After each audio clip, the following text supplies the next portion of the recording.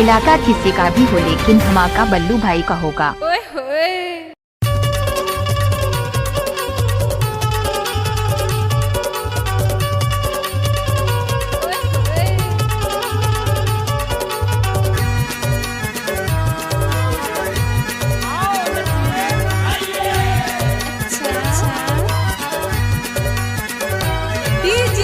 बल्लू धुबे के लगे है रानी जन शर्माना, नाचे कूदे के पाँव के लगे है रानी जन शर्माना, हन्नू यू फरिया के गाना बजाते रानी जन लगाना। नाच ले वो राम के डीजे में नाच ले, अना नाच ले वो राम के डीजे में नाच ले।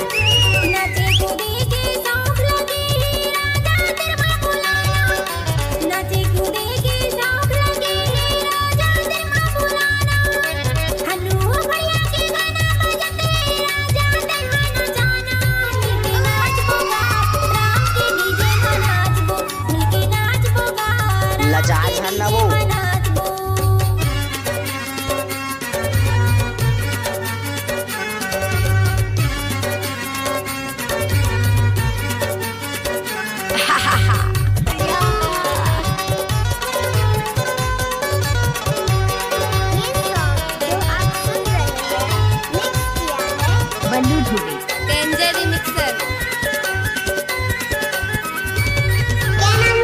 मुकेश धुबे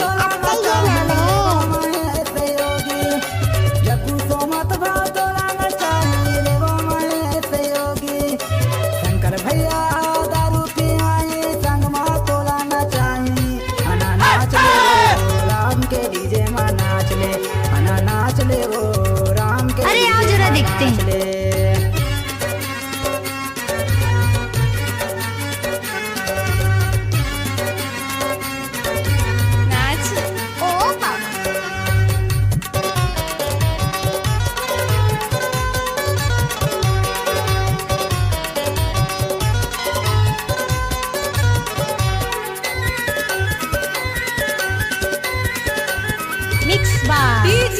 मिथिलेश धुबे जल्दा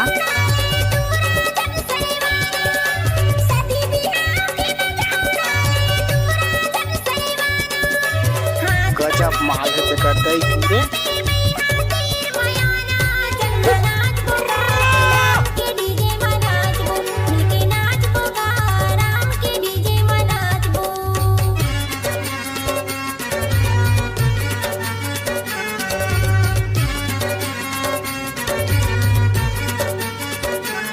अपना गाना डीजे में बनवाने के लिए संपर्क करें 9302838776।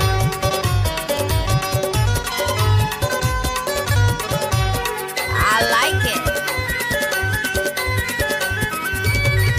डीजे बल्लू धुबे डीजे लगे है रानी जन शर्माना, शादी बिहार में डीजे लगे है रानी जन शर्माना। सुघर भैया तना देवा ते रानी झन लगाना। अना नाच ले वो राम के डीजे में नाच ले, अना नाच ले वो राम के डीजे में नाच ले।